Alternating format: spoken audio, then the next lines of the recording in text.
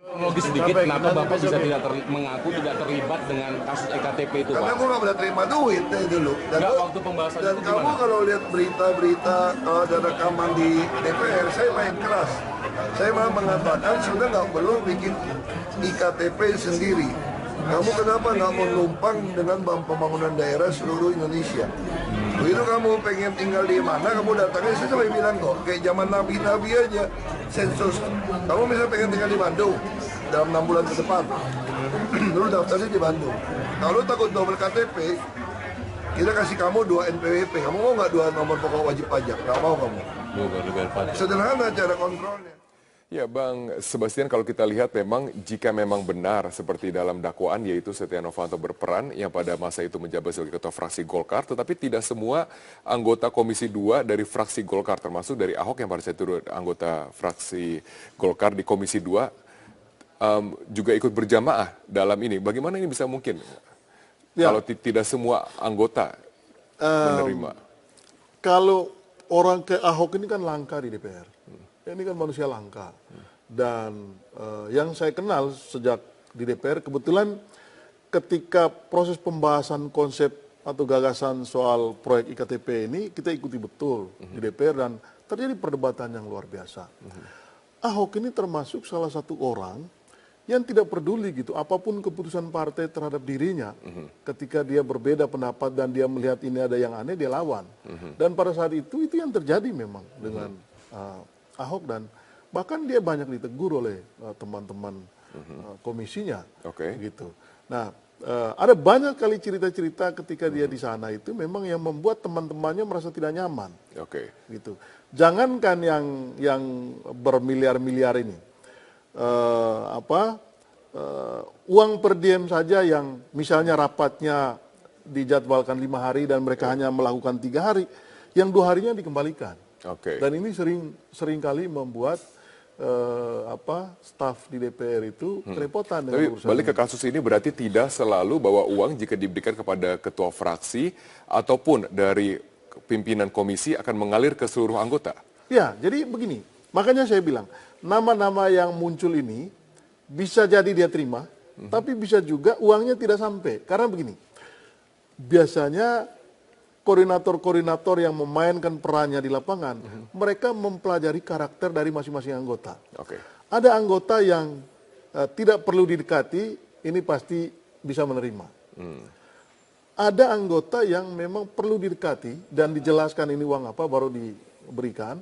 Tetapi ada karakter orang yang dia menolak. Kalau dia merasa ini bukan menjadi haknya dan ini tidak berasal dari anggaran yang sah. Walaupun anggota tidak meminta, tetapi juga secara otomatis ada pimpinan maupun juga pimpinan fraksi ataupun juga pimpinan komisi yang menilai bahwa ia dapat menerima. Sehingga itu ada 14 orang anggota DPR 2009-2014 yang mengembalikan uang senilai 30 miliar. Ini orang-orang tersebut. Nah, jadi begini, ketika bicara soal pembagian, itu kan yang dihitung itu kan jumlah anggota per fraksi. Ya. Fraksi ini dapat sekian anggota, lalu pembagiannya sekian.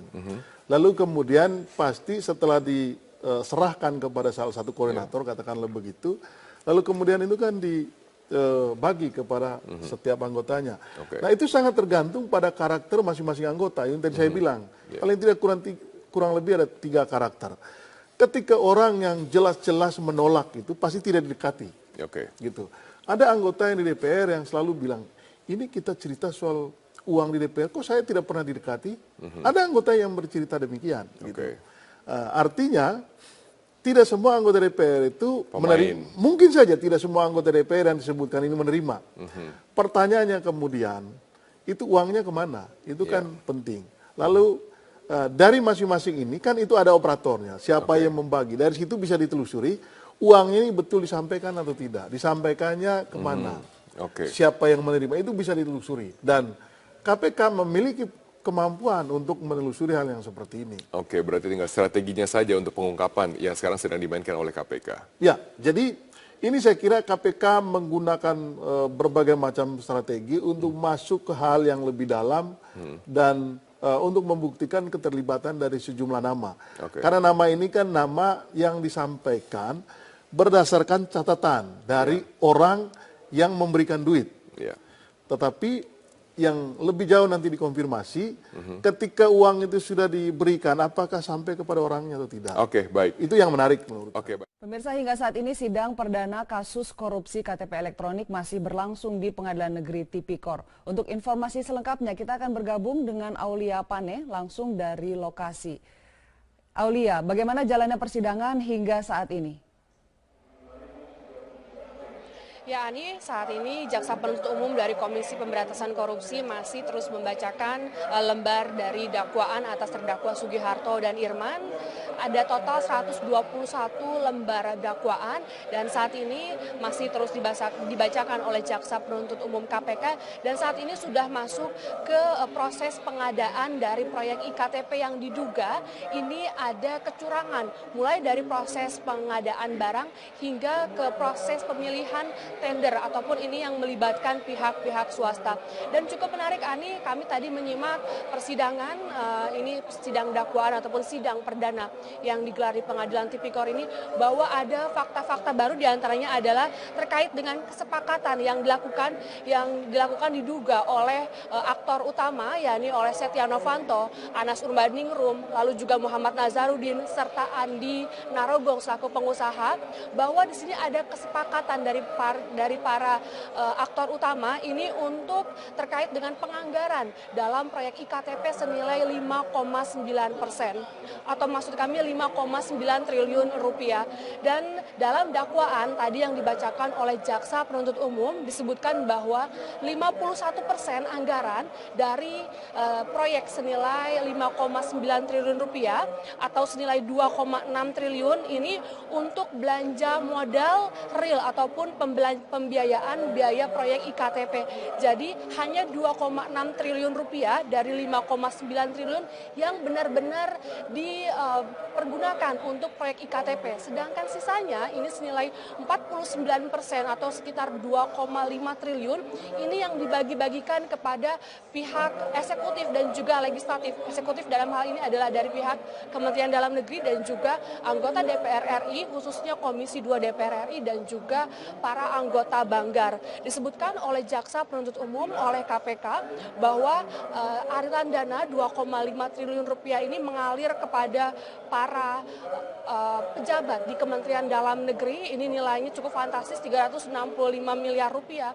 Lalu juga kepada para anggota Komisi 2 DPR RI ini senilai 5% dari nilai proyek atau sekitar 261 miliar.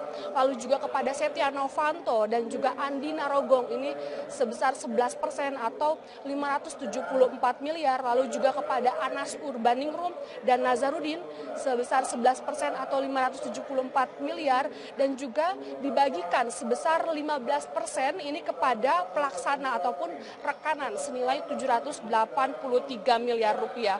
Dan tadi juga dibacakan oleh Jaksa Penuntut Umum KPK bahwa ada sejumlah pertemuan-pertemuan informal yang dilakukan oleh Andi Narogong dengan Setia Novanto dan juga beberapa anggota DPR RI khususnya ini pada tahun 2010-2011. Ani. Baik, Aulia Pane, kami akan pantau terus bagaimana perkembangan jalannya sidang kasus proyek KTP elektronik di PN Tipikor. Untuk sementara, terima kasih atas laporan Anda. Selamat kembali bertugas. Dan pemirsa, selain Partai Demokrat, PDI Perjuangan dan Partai Golkar disebut-sebut menerima sejumlah uang dari pengusaha Andi Agustinus alias Andi Narogong dalam kasus suap proyek KTP elektronik. Ya, PDI Perjuangan dan Golkar membantah isi dakwaan dari proyek yang merugikan negara sebesar 2,3 triliun tersebut. Akan sepenuhnya kepada KPK untuk bertindak dengan adil, menegakkan kebenaran berdasarkan fakta-fakta material yang memang dikumpulkan. Sudah langsung dilakukan klarifikasi, bahkan beberapa langsung melakukan klarifikasi bahwa tuduhan-tuduhan itu tidak benar. Biarlah nanti pengadilan yang membuktikan hal tersebut. Ya tentu saja kita tidak bisa berandai-andai, tetapi pengalaman selama ini bagi mereka yang terlibat, termasuk yang kena operasi tangkap tangan KPK, partai langsung memberikan sanksi yang sangat tegas, yaitu berupa pemecatan. Sampai hari ini mudah-mudahan saya tidak pernah menerima